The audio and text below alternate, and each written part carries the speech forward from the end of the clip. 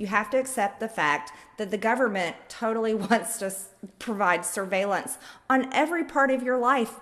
They want to know when you're eating. They want to know if you're eating a cheeseburger, which is very bad because Bill Gates wants you to eat his fake meat that grows in a Peachtree dish. So you'll probably get a little zap inside your body and that's saying, no, no, don't eat a real cheeseburger. You need to eat the fake burger, the fake meat from Bill Gates.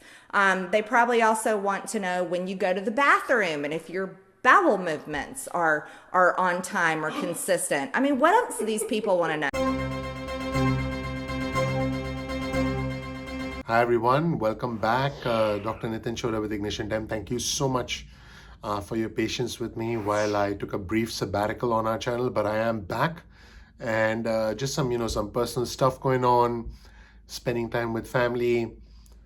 Guys, the world is in such a crazy place right now, and the what we just saw from Marjorie Taylor Green was just unbelievable. I mean, I honestly don't know what's wrong with her, and I don't know where she gets that information. While I've been on my sabbatical from the channel, I've been doing a lot of thinking, and I have actually realized, and I've actually seen this in people around us, in people, in people that I bump into every single day. I think in a post-COVID world, I think we're starting to become more and more disconnected, more and more isolated. I think we're starting to become more and more agitated.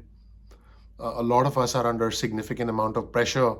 A lot of us are under a significant amount of financial pressure because of what's happened in the stock market, because of inflation, because, just because you make more money doesn't mean you necessarily get to keep more money in your pocket, because there's people are finding it hard to make rent.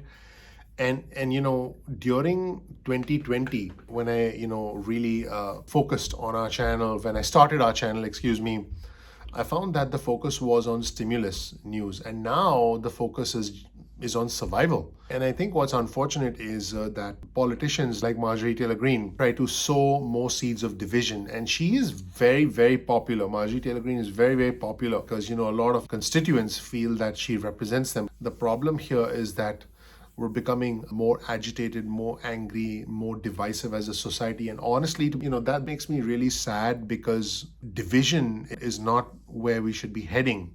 I think that we need to be calmer, we need to be more patient, we need to be just a bit more tolerant of each other, because I think that's how we move forward. I actually think that the Republicans have some great ideas, the Democrats have some great ideas, but not the kind of cuckoo nonsense that we get from people like Marjorie Taylor Green. It's almost like it's almost like the clown that acts the most clownish tends to get the most attention and tends to get the most visceral reactions from people, and tends to stay in the news. And unfortunately, we are a news-driven society. I mean, anything that happens, we remember it for a couple of weeks, 3 weeks, and then we forget it. A lot of us have now become numb to what's going on in Ukraine and in Russia. And when it was happening, we were like, oh God, how could this happen? But now it's like, oh, well, I got stuff to do. I got to go grocery shopping. I think that this is reflective of the world that we live in. And I think that as a society, we're becoming emotionally numb. We're becoming emotionally desensitized to actual empathy, to actual human emotion, to actual consideration. We're so distracted running around, bouncing from one place to another. We're so distracted, just trying to keep up with life, because we're all fundamentally under pressure. There's no doubt about that. But here's the problem, and this is why politicians like Marjorie Taylor Greene can take advantage of this. The louder they shout, the more insane they are, and the more bizarre their claims, the greater the conspiracy theory, the more likely they are to get attention, because then they set themselves apart. I mean, if a politician just said, hey, let there be peace and love, and let's all get along, I mean, that person wouldn't show up on CNN or on Fox News. But if someone's talking about, oh, there's some mental health problems with the president, or there's a big conspiracy and they want to do this and they want to do that, which, by the way, is exactly what she said. then unfortunately that tends to get attention. I mean, let's be honest, I'm doing a video about it right now. I'm not doing a video on it because I condone her behavior. I actually think that this is reflective of the times that we live in, and it is a great disappointment. It is a great disappointment to me personally that someone like Marjorie Taylor Green can actually still hold elected office and still be in the news and potentially be re-elected. It's just sad, and I think it's reflective of where we're heading as a country unless we vote to get rid of individuals like this, individuals who are conspiracy theorists and who just want to create more madness and more chaos and more division.